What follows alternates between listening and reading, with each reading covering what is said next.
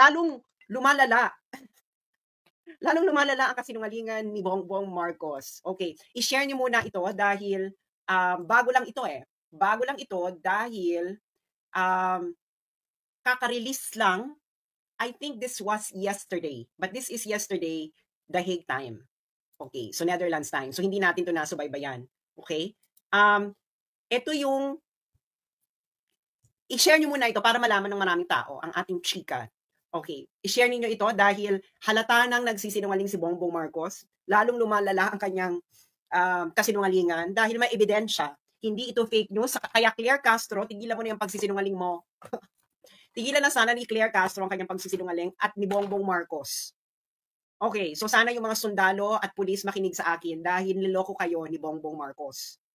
Which is what's going to be revealed. And hindi ito fake news because this is based on evidence galing mismo sa ICC.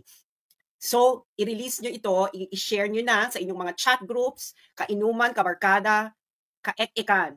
Ayan, para malaman ninyo kung nakikinig kayo ha.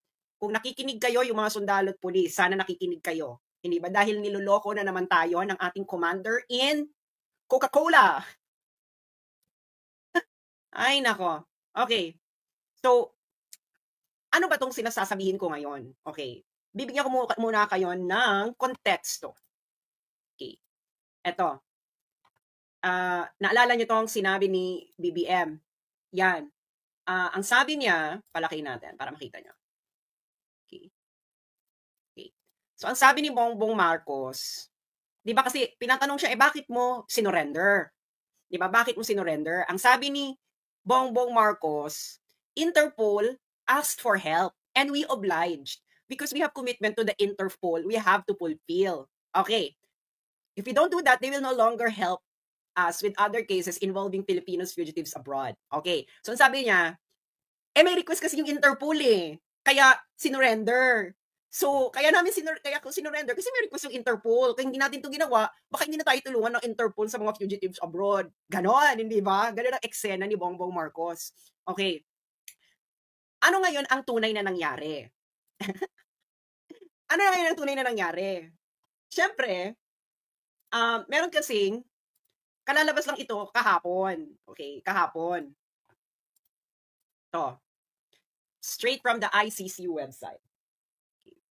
Ayan, public redacted version of prosecution urgent application under Article 58 for a warrant of arrest against Rodrigo Roa Duterte. Kalalabas lang. So, yung warrant, nag-request ng warrant, ang ICC, ang prosecutor ng ICC ng February 10, 2025. February 10, 2025, di ba? Okay. Bakit ganun sila ka-urgent ng February 10, 2025? Ang haba ng investigation, no, di ba? Tapos biglang February 10, saka kayo nag-request ng warrant. Bakit? Bakit ka mo? Sabihin niyo muna, bakit? Sabihin mo muna kayo ganyan. Bakit February 10, 2025 nag-request ng warrant? Everybody now, in your homes, sa mga offices, sigaw ang sambayanan. Bakit February 10, 2025, biglang nag-request ng warrant ang prosecutor ng ICC sa mga judges? Yo, may mga taga Mindanao dyan, nanonood ba kayo? Nanonood ba kayo? Ayan, ang dami na nagbabakit. Bakit? Ano to? Chicken bucket. Okay, so bubuksan na natin ang envelope. Ang ano, di ba? Napaka-sneaky. Okay, nandito yan. Okay, ito ang dahilan ng prosecutor kung bakit nag-request ng warrant of arrest ng February 10, 2025. Okay, ang sabi sa mismong dokumento ng ICC, there is a realistic but time-limited possibility of securing Duterte's arrest.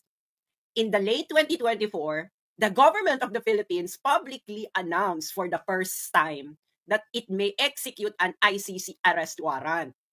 In late January 2025, the government publicly stated that it would execute an ICC arrest warrant if a request to do so is made through Interpol. Itong pinaka maganda dyan, yung redacted. Okay, ibig sabihin po ng redacted, confidential. Okay, 570. Ayan o. Confidential. Ito yung ano niya, may document confidential. Hindi nila nilagay kung ano. You know what, kung ano ito? In the context of this paragraph, it is the government communication to the ICC. Communication ni BBM sa prosecutor. Yes, because yung mga ganyang communications, they are confidential. Okay? Because they are diplomatic correspondence. That's why it is redacted. Sabi ng ICC, okay. So nakita niyo yung reason ng ICC, di ba? Public statement ng gobyerno ni Bongbong Marcos at ang suggestion noong January 2025 ni Bongbong Marcos ng gobyerno niya na i-execute namin ang ICC warrant. Basta i-request nyo lang via Interpol. Okay. Nagets nyo na. Nagets nyo na, mga friends? Nagets nyo na? Kung nagets nyo na, madali namang magets, di ba? Di ba? Gets. Okay. Tapos, after nun, biglang may redacted. Di ba? Kasi kung public announcement yung redacted, hindi mo naman i-redact. Kaya yan ay official government communication to the ICC, kaya redacted. Nagets nyo? Okay? Usually kasi pag diplomatic correspondences na ganyan, redacted yan. Okay? So, niredact nila. Okay? Should this eventuate, the prospects of arresting Duterte will likely disappear. So, ano ibig sabihin yan? Kung mangyari ito, okay, should this eventuate, the prospect of Duterte will likely disappear. Ano yung dito sa redacted? Ano dito yung sa redacted? Magkatabing sentence eh. Ano dito yung sa redacted? Ang sinabi ng ICC na should this eventuate. Ano yung ibig sabihin nun? Ibig sabihin na should eventuate, kung mangyari ito, ang possibility na ma-arrest natin si Duterte ay mawawala. Okay. So may sinabi ang gobyerno ni Bongbong Marcos or anyone, okay, si Bongbong Marcos, whoever, na nandito yan sa redacted. Ngayon nangamba ang ICC doon dito sa nakalagay sa redacted. Na kung mangyari yung nakalagay sa redacted, baka hindi na nila ma-arrest si Digong. Ano yung binalaan? Ano yung binalaan nyo sa ICC? Bongbong. Na kung mangyari yon, baka hindi na nila ma-arresto si Digong. Ano yan? Baka matanggal ka sa pwesto? Kaya, nangamba ang ICC na kung mawala ka sa pwesto, ay baka hindi na nila ma-arresto si Duterte. Nagets nyo na? Kaya, isang malaki na namang budolero ang ating commander in Coca-Cola. O kayo nagbigay.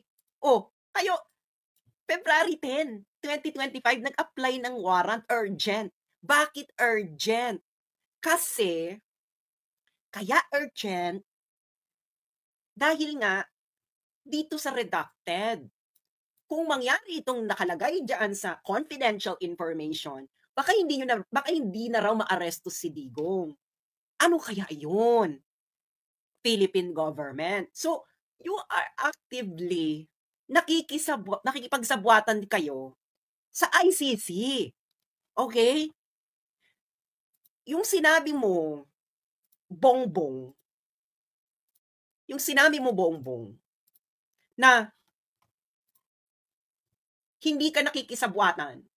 Gusto mo lang sundin. Ipapost ko ulit para for more impact. Yung paeklabo mo na ay hindi. Kasi humingi lang naman ng tulong ang Interpol. Yan ang gusto mong ipahatid sa nasyon, sa mga pulis at mga sundalo, na humingi lang ng tulong ang Interpol. Pero ang buong katotohanan na hindi nyo na maikukubli, kayo ay actively nakikipagsabwatan sa ICC. Oh, di ba? Interested ako dito kasi hindi ito marireveal kasi this is a confidential information. Itong sa redacted, okay?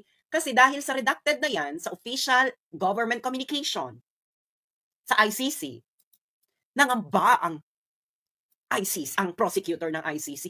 Nako, kung mangyari yung nakalagay sa redacted, baka hindi na natin maaresto si Duterte.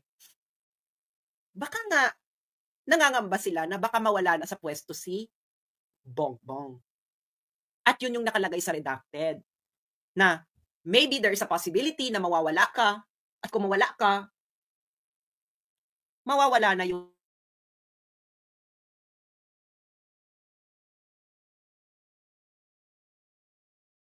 So, ibig sabihin, ang chance talaga ng ICC ay dapat nandiyan si Bongbong Marcos. Yun ang ibig sabihin niyan.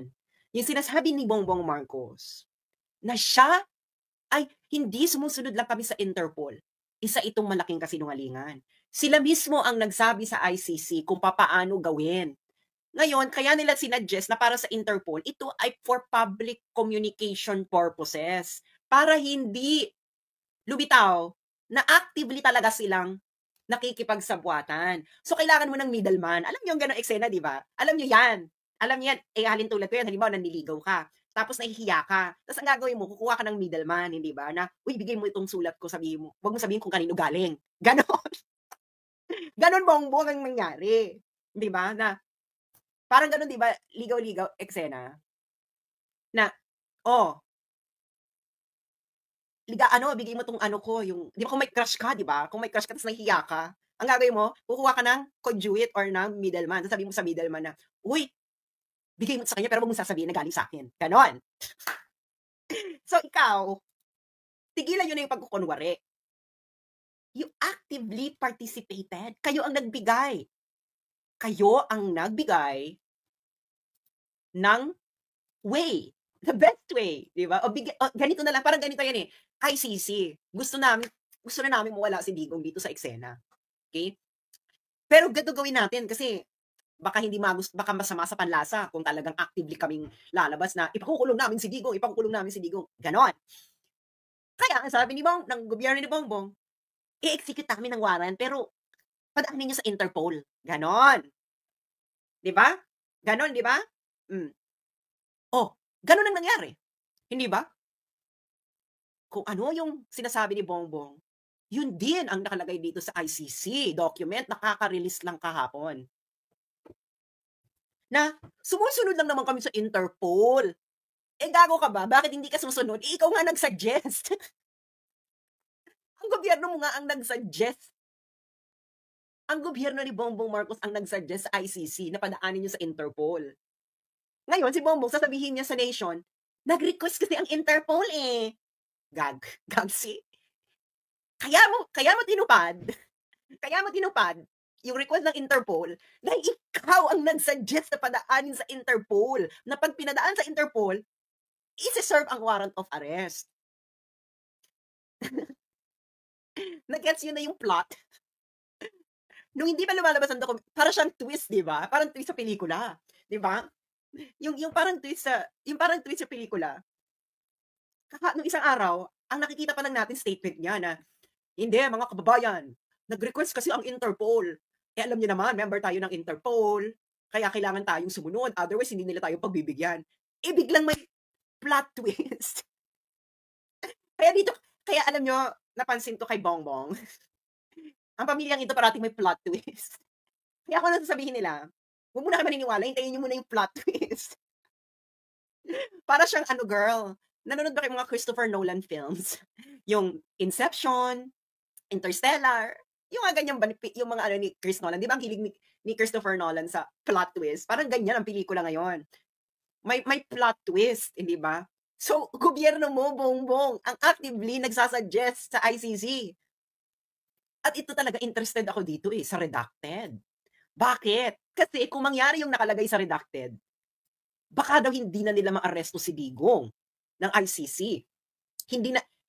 Most probably, hindi na nila ma-aresto kung mangyari sa redacted. Ano ba yan? Mawawala ka sa pwesto or wag naman sana or alam yung may taning na buhay ni Digong. Pero kung alam niyo na may taning yung buhay ni Digong, tapos pinagmadalin niyo, hindi ba parang mas nakakaloka yun? Yung, ay, matapit na mategi si hulihin niyo na. Saan yun? Hindi ba? Eh, pero, well, given na ang gobyerno natin ay commander in Coca-Cola, hindi malayong pwede rin yun, hindi ba? Alam niyo naman, ang mga adik, animal. Pero, i-discuss ko mamaya yung word na animal, ha? Pero baka ang more like, pwede rin na, baka mawala na kasi kami sa pwesto. Eh, kung mawala na kami sa pwesto, hindi yun na ma-aresto kasi ang papalit yung anak niya. Eh, kung anak niya yung pumalit, paano ma-aresto? Alam niyo na. Again, February 10 lang po nag-request ng warrant ang ICC. Bakit sila nagmadali? Nagmamadali sila, madali. Dahil nga, kung mangyari yung nakalagay dito sa redacted, baka daw hindi na maaresto si Digong. Yung redacted na yan ay government communication yan. Yes, boom. Nakikita niyo yung flow, di ba? Nung paragraph. Public statement ng gobyerno, public statement ng gobyerno ni Bongbong, and biglang redacted. Public, private. Hindi ba? Public, private communication ng gobyerno ni Bongbong. So, mga friends, taga Mindanao, mga taga-supporters ni Bongbong, at media, bakit ba gusto niyong niloloko kayo ni Bongbong? Masarap ba? Masarap bang niloloko ni Bongbong? So, si Bongbong Marcos, ang gobyerno po ni Bongbong Marcos, ang nag-suggest sa ICC na ipadaan sa Interpol. Nagets nyo na? Ang gobyerno ni Bongbong Marcos ang nag-suggest sa ICC na padaanin ang warrant sa Interpol. Kaya niya sinunod ang Interpol request na sinasabi niya dahil siya nga ang nag-suggest nun sa ICC. At ito ang nakalagay sa dokumento mismo ng ICC. Yang redacted ang pinakamaganda na makuha. Pero hindi natin makukuha kasi confidential information to eh. Unless na meron tayong mga unless meron tayong mga tao sa ICC or alam nyo na, at yung mga friends natin sa DW. Kung hindi nyo alam yung DW, baka ma-extract nyo yan. Hindi ba? Yung redacted na yan. Ibibigay ko yung number sa mga friends natin sa DW. Ito yung redacted. Ito yung document number. PHL OTP 00015372. So, ito yung bongga, di ba? Kung mangyari yung nasa redacted, baka hindi na natin ma-aresto si Duterte. Dalawang possibilities lang yan. Mawala si Bongbong sa pwesto. Baka may sinabi yung gobyerno na baka kasi wala na kami sa pwesto eh. Kung wala na kami sa pwesto, hindi na ma-aresto yung si Digong kasi anak niya na yung papalit. Ganon. Or pwede ring, wag na kayong umangat, pwede rin na sabihin nila na may nakita kami information na baka malapit ng mategi si Digong kasi sa health. So, kung ganon, kung mawala na siya, hindi na ma-aresto. So, dalawang ano lang yan. Dalawa lang version lang yan kung bakit hindi nila ma-aresto si Digong. Mawala si Bongbong sa pwesto at ang pumalit na si Sara. Or, si Digong ay mamaalam na. Baka, because of health, ganyan. Hindi ba? In both scenarios, we can associate with the commander in Coca-Cola. Naka-Coca-Cola yan. Hindi ba? Ikaw kasi Digong. Alam niyo kung bakit? Galit talaga ang adik kay Digong. Ganun lang kasimple yun. So, ganyan yan. Okay? Gobyerno ni Bongbong Marcos talaga ang nag-suggest sa ICC na padaanin sa Interpol. Para nga naman, pag nagsalita sila in public, hugas kamay, di ba? Pontius Pilate na, hoy ha, wala kaming kinalaman dyan. Nag-request lang naman ng Interpol. Nandito sa dokumento ng ICC, kayo pala nagbigay ng suggestion na yun. Di ba? Hoy ha, mga kababayan, hindi kami nag-surrender, nag-request lang ang Interpol. Kayo ang nag-suggest sa ICC kung anong gagawin. Ito talaga, excited ako sa redacted eh. Yung mga DW yung mga friends natin sa DW dyan ha, baka mahalongkat nyo to. Ito ang document number. PHL OTP 00015372. Okay, confidential document yan. So, official government communication. Yan, di ba? So, kasi dito, ang urgent request nila nakabase sa sinabi ng gobyerno ng Pilipinas. Noong 2024, noong 2025, and of course, before February 10, 2025.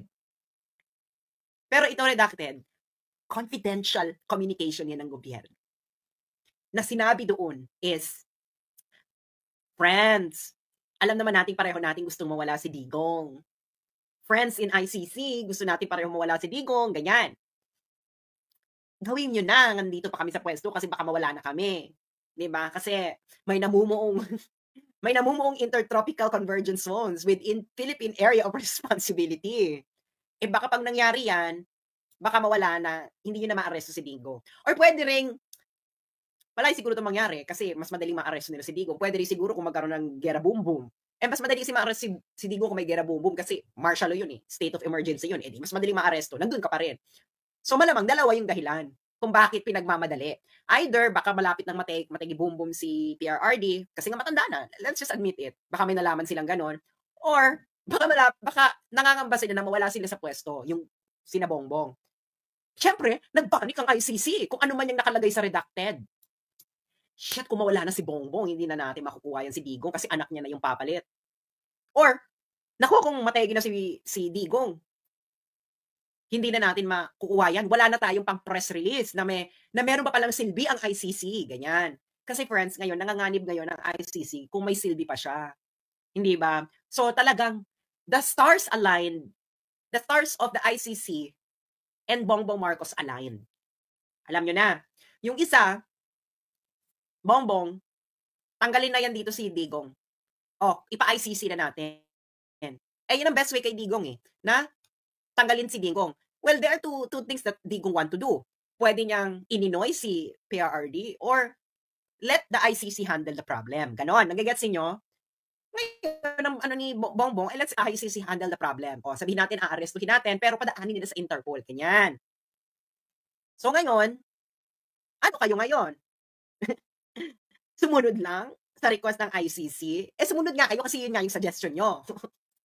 Hindi ba? Okay, so basahin natin ang ibang nilalaman nitong reason ng ICC prosecutor kung bakit sila humihiling na warrant. Ito.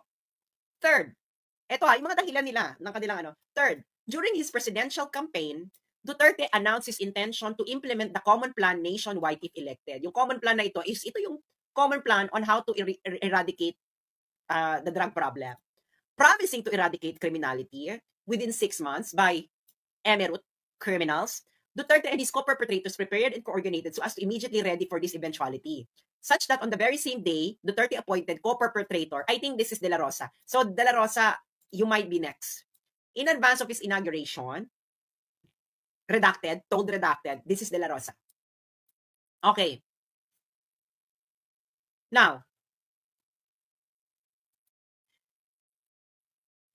yan nga yung dahilan kung ba't siya binoto Nagigets nyo na? Kaya this trial will not be historically judged well. So, yung ICC, nagreklamo sila na tinupad ni Digong yung pinangako niya nung eleksyon, kaya nga siya nanalo. That's why this is not just the trial of Duterte. This is the trial of the Filipino people, of those who voted for Duterte.